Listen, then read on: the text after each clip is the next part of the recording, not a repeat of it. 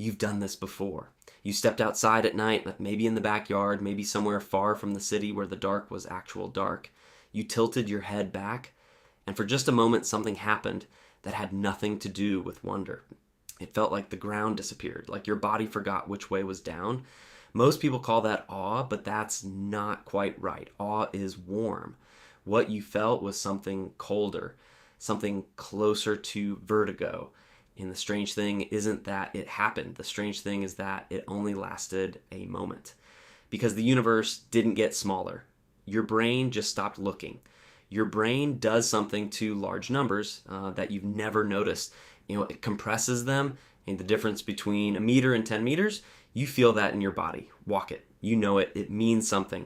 The difference between a light year and a billion light years, your brain files them in the same drawer. Not because you're unintelligent, because no human being has ever needed to survive a distance that large. Evolution never built the circuitry for it. So when you look up and try to feel the distance to the nearest star, 4.24 light years, 25 trillion miles, your mind reaches out and finds nothing to hold on to and quietly gives up and calls that peace.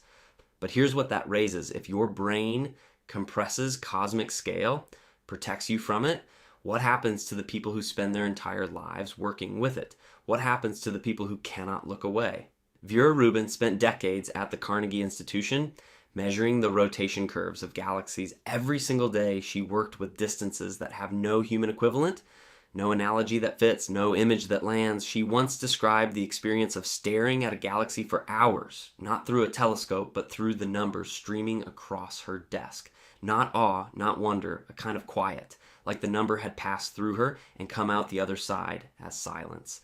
Cosmologists have a name for what happens after years at that scale. They call it scale fatigue. It isn't depression, it isn't indifference. It's what happens when your brain has compressed the same incomprehensible number so many times that it stops registering as incomprehensible. The universe becomes manageable, familiar, almost small.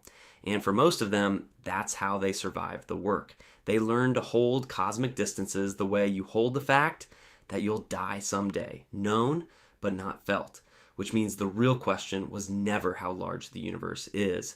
It was always, what happens when someone can't do that? What happens when the scale becomes real?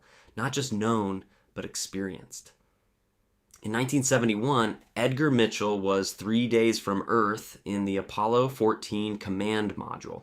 The engine was off. The capsule was quiet. He turned toward the window. And something happened that he spent the next 30 years of his life trying to describe. He saw the stars, not as a sky, not as a backdrop, but as a field. Three-dimensional, alive, infinite in every direction at once. And something in him dissolved. The boundary between his body and the universe stopped making sense. He described it as instant global consciousness, and though even he admitted that phrase wasn't quite right. He came back changed, not traumatized, not broken. Changed in a way he couldn't explain to anyone who hadn't seen it. In 1987, Frank White interviewed 24 astronauts and found the same pattern. Every single one of them described some version of what Mitchell felt. A shift, a dissolution, the sudden, overwhelming sense that the borders they had spent their whole lives inside, country, species, self, were lines drawn on nothing. He called it the overview effect. But here's what's strange. You know everything Mitchell knew before he looked out that window. You know the Earth is a sphere. You know space is enormous. You know there are billions of galaxies beyond what any eye can reach. And none of that changed you. So what did he have that you don't? The answer is so simple, it almost hurts. He saw it. Your brain processes what you know somewhere different from what you see. Abstract knowledge, numbers, facts, distances, enters through language. It's filed, compressed, labeled, stored next to other numbers that are also too large to mean anything. But sensory experience, right, what your eyes actually register, what your body actually feels, that bypasses the compression system. When Mitchell looked out that window, his brain couldn't file it, couldn't compress it. The scale was real in a way that knowledge never is. And for a moment, the protective numbness failed. And here's the part that doesn't get talked about. That moment of failure, that dissolving, most astronauts describe it not as terror, as relief. like something they had been carrying their entire lives finally put itself down. Ron Garan, returning from the International Space Station in 2011, said he felt a sobbing beauty, his words, looking at the planet below. Not because it was beautiful, because he could feel how fragile it was for the first time in his body, which raises the question you haven't let yourself ask yet. If the brain's inability to feel cosmic scale is protective, a mercy built into your biology, then what exactly is it protecting you from? Think about what you actually know. The observable universe is 93 billion light years across. 2 trillion galaxies spin inside it. The Milky Way alone holds 400 billion stars. Around most of those stars, planets. Around some of those planets, the conditions for something like you. And in 46 years of listening, every antenna humans have ever built pointed at every frequency, aimed at every corner of sky we can reach. We have heard nothing. Not silence in the sense of absence, silence in the sense of an answer. Your brain will not let you feel that. It will let you know it, nod at it, file it next to other large untouchable facts, but 2 trillion galaxies, billions of years, and no reply. And if you could feel that the way Mitchell felt the stars, you might not come back from the window. And yet, there is something stranger than the silence. You are aware of it, not just you. Every human who has ever stood outside at night, every astronomer who ever compressed a galaxy into a number, every astronaut who ever pressed their face to glass and felt themselves dissolve, you are all doing something that, as far as we know, nothing else in the universe can do. You are witnessing it. The universe is 13.8 billion years old. For almost all of that time, it existed without anything inside it capable of knowing it existed.